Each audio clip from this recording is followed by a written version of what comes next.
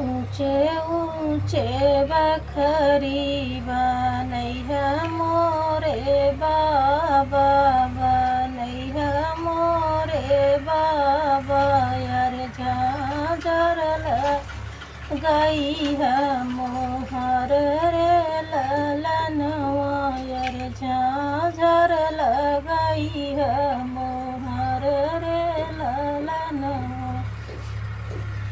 आंगने लगई है बाबा हरियर तुलसी, अरे बीचवा दुआरे जगे दवा के फूल रे ललनवा, रे दुआरे जगे दवा के फूल रे ललनवा।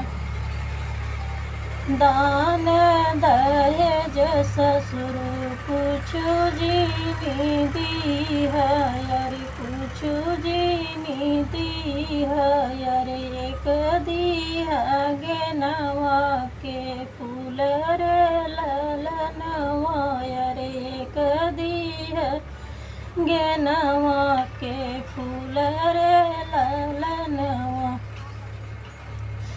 आप अपनी महलिया से बोलेली कवन बेटी, सुन बाबा यार जहाँ मार रे ललनवा, रे सुन बाबा यार जहाँ मार रे ललनवा।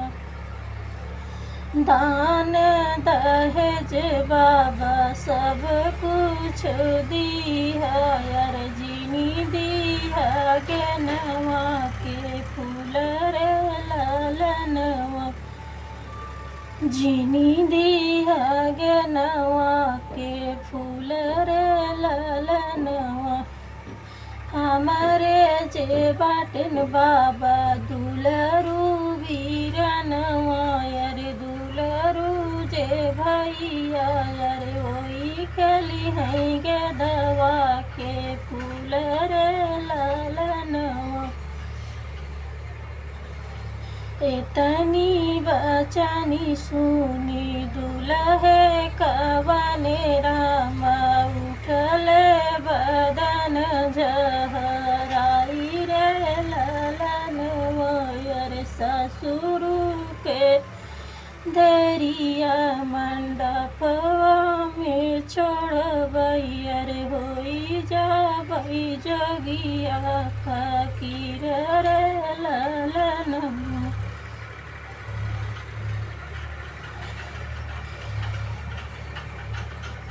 अरे होई जाबई जोगिया फकीर रे ललनवा।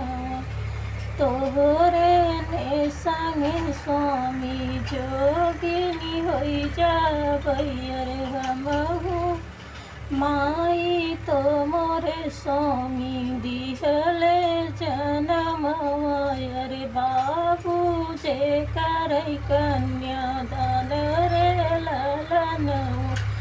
अरे भैया तेरा है स्वामी आखी के पुतरिया, अरे कैसे करी भैया के अपमान रे ललनवा। तोरे ही संगे स्वामी बनबई जोगिनिया, अरे हमहू चलब तोरे साथ रे ललनवा, अरे हमहू चलब तोरे संगे रे ललनवा। बुखिया जे सहबई, अरे सहबई पियसिया, अरे ताजी दे भैया अपन प्राण रे ललन।